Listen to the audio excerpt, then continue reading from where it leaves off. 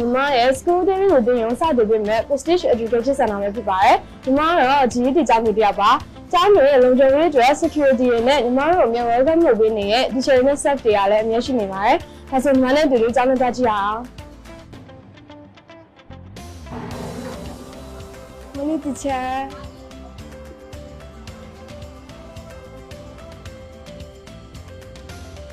Hi teacher Hi! Oh, let's go.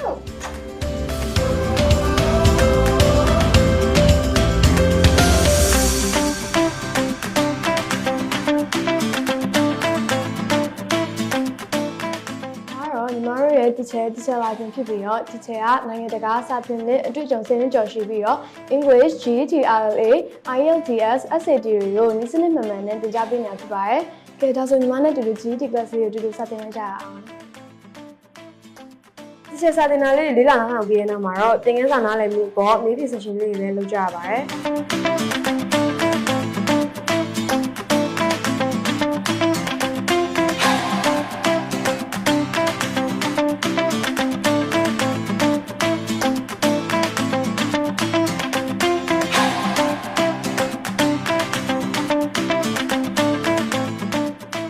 စာလုပ်ပြီးရင်တော့ break time လေးမှာထုံးစံတိုင်း sports တွေတီးတီးဆော့ကြပါရယ်ညီမတို့ football ဆိုတာအကြိုက်ဆုံးပေါ့ညီမတို့ break time လေးပြီးသွားတဲ့အချိန်မှာတော့ study time လေးရှိတာကြောင့် GED လာကြွေးထဲမှာအချင်းချင်းဖတ်ထားတာလေးတွေကိုဘုသူတပုံစံမျိုးလေးနဲ့ပြောပြီးအတူလေးလာကြရပါရယ်ညီမတို့ကျောင်းမှာကျောင်းမရက်တိုင်းလည်းအတူတူက self study လုပ်လို့ရအောင် study room လေးကိုလည်းအမြဲသုံးကြည့်လို့ရပါရယ်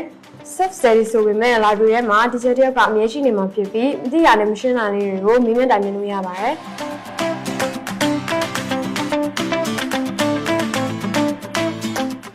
study time ပြီးသွားလို့ lunch break ကို canteen မှာသွားစားကြမှာပါဒါဆို canteen ကိုသွားကြအောင်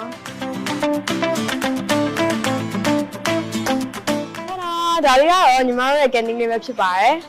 canteen မှာတန်ရှင်းလက်ဆက်တဲ့အစားအစာတွေကိုမစားကြပါရယ်အစားအစာတွေအပြင်အေးတွေကိုလည်းကြရမှာညီမကြိုက်ပေါ့နော် hygiene ဖြစ်တာကြောင့်ကျန်းမာရေးနဲ့လည်းညီမြစ်ပါရယ်ညီမကြိုက်ဆုံးကတော့ crispy fried chicken လေးကို tomato sauce လေးနဲ့ပါအေးဆိုရင်တော့ blueberry ဆိုတာလေးက favorite ပဲcanteen မှာထမင်းစားရင်လည်းတချင်းနားထောင်ရုပ်ရှင်ကြည့်ပြီး relax လုပ်လို့ရပါတယ်။ဒီမှာကတော့တချင်းကြိုက်တော့တချင်းလေးပဲနားထောင်ဖြစ်ပါတယ်။ lunch ပြီးသွားရင်တော့အပတ်စဉ်လုံးနေရ science presentation လေးလုပ်ရမှာဖြစ်ပါတယ်။နောက်ပြီးညီမတို့ presentation လုပ်ပြီးတိုင်းမှာကျောင်းသားကျောင်းသူတွေကသိချင်တာလေးတွေမေးကြပြီးလိုအပ်တဲ့နေရာလေးတွေကိုဆရာကလမ်းညွှန်ပြပြီးမှတ်ချက်ပေးပါတယ်။